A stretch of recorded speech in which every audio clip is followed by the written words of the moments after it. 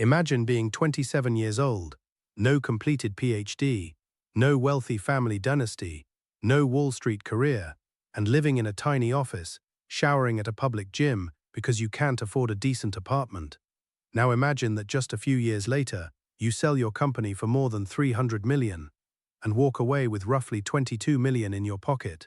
This is the story of Elon Musk before Tesla, before SpaceX, before reusable rockets, before becoming the richest man on Earth.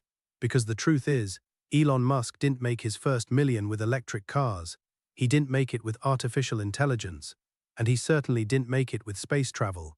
He made his first million by capitalizing on a technological revolution that very few people truly understood, an opportunity hidden inside the internet during the 1990s.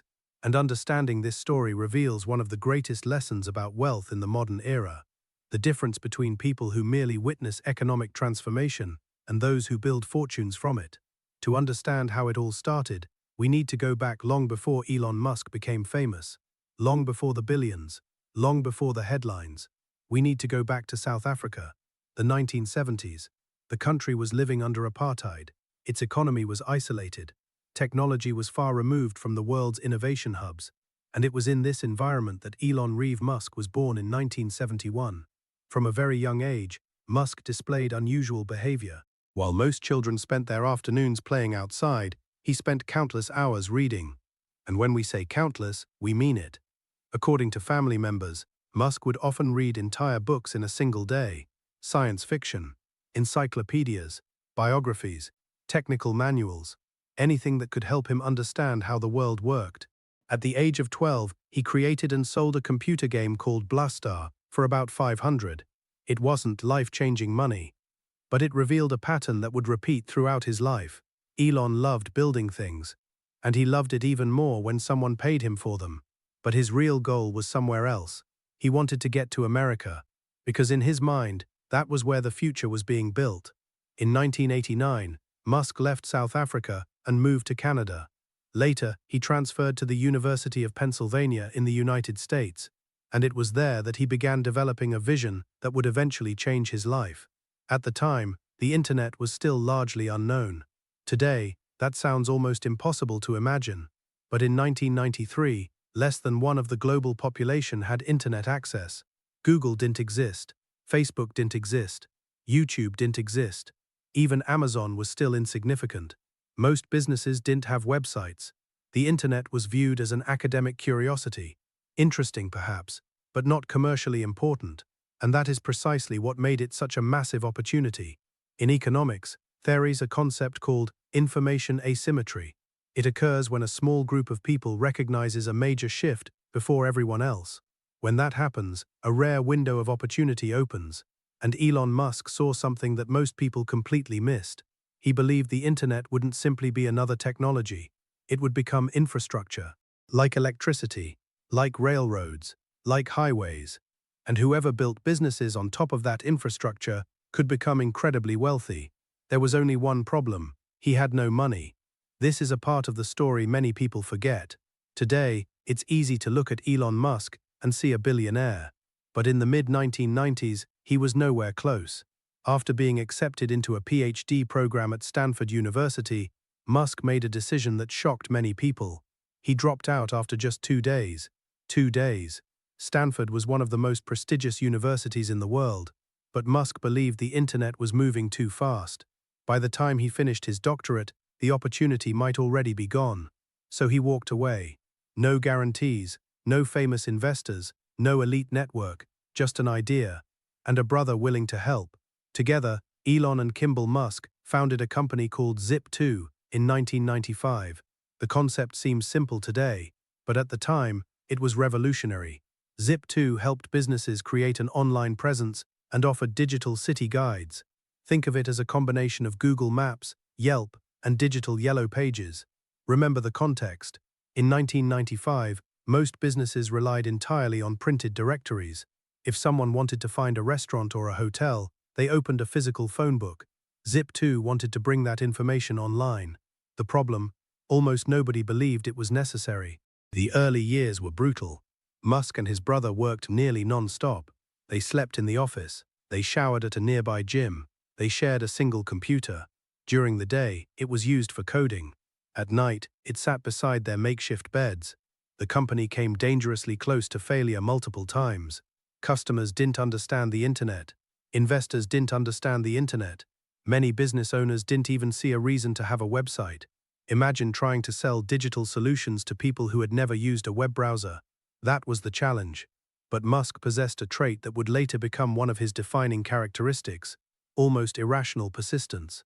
While others quit, he kept selling, kept coding, kept improving the product. And slowly, things began to change. The turning point arrived when traditional newspapers realized they were facing a threat. The internet was growing, and the advertising model that had sustained them for decades suddenly looked vulnerable. Media companies needed an online strategy, but they didn't know how to build one. That's where Zip2 found its opportunity. Instead of focusing on thousands of small businesses, the company shifted toward large newspaper organizations.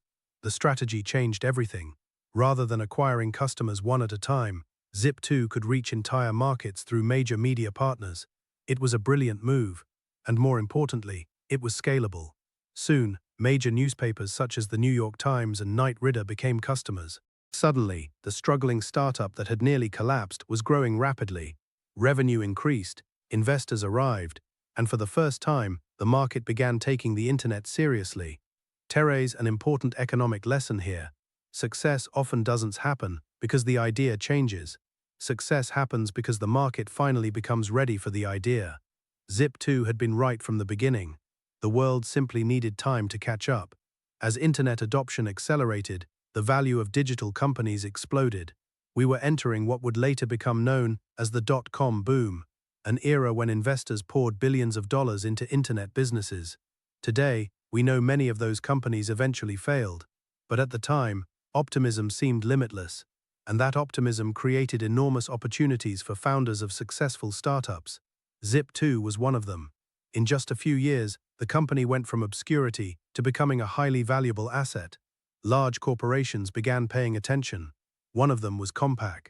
At the time, Compaq was one of the biggest computer manufacturers in the world. The company viewed the internet as a strategic market, and it wanted a stronger position within it, so Compaq made an offer. In 1999, it acquired Zip2 for approximately $307 million in cash, plus an additional $34 million in stock options. For a company that had been founded only 4 years earlier, it was an extraordinary number. But the most important part of the story comes next. Elon Musk owned roughly 7 of Zip2. His share of the sale amounted to around $22 million. At just 27 years old, he had officially become a multimillionaire. Most people would have stopped there.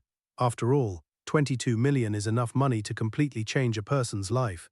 You can buy luxury homes, exotic cars, travel the world, retire comfortably. But Musk did something very different. He reinvested almost everything. Imagine that moment. You've just earned more money than most people will see in multiple lifetimes. Your financial future is secure, and instead of slowing down, you decide to risk it again. That's exactly what Musk did.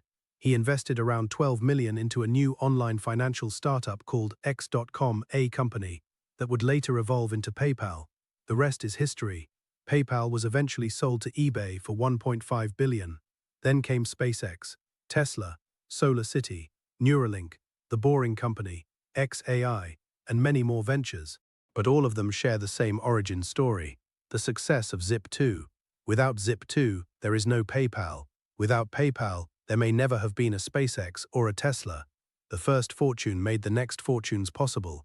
There's a tendency to look at billionaires and assume their success comes from some kind of superhuman genius. But when we examine Elon Musk's journey closely, we find something more practical. We find principles. The first principle is identifying major trends before the majority. Musk recognized the importance of the internet, while most people ignored it. The second principle is building on top of those trends. He didn't simply invest in the internet, he built infrastructure for it. The third principle is scalability. Instead of serving customers one by one, he found a model capable of reaching thousands simultaneously. And the fourth principle is reinvestment. Perhaps the most important lesson of all. Most people see wealth as something to consume. Many great entrepreneurs see wealth as something to multiply. That distinction changes everything. For Musk, his first millions were never the destination. They were fuel. Fuel for the next mission. Fuel for larger opportunities. Fuel for building companies that seemed impossible. Looking back today, it's tempting to think Elon Musk's success was inevitable. But it wasn't. Zip2 could have failed. The internet could have grown more slowly. Investors might never have shown up. Compaq could have walked away. At every stage, uncertainty was everywhere. The outcome only looks obvious in hindsight. And that may be the most valuable lesson of this entire story. The biggest opportunities rarely look safe when they first appear. They look strange, risky, uncertain. The internet looked that way in the 1990s. Electric vehicles looked that way in the 2000s. Reusable rockets looked that way in the 2010s. And the next great opportunities of the future will probably look the same. That is why the story of how Elon Musk made his first million isn't really about money. It's about vision. It's about seeing a transformation before everyone else. It's about surviving years of uncertainty. And it's about having the courage to act when nobody else believes. Because in the end, Elon Musk's first million wasn't built on luck. It was built on recognizing one of the greatest technological shifts in modern history before the rest of the world understood what was happening. And even today, that ability remains one of the most valuable assets anyone can develop.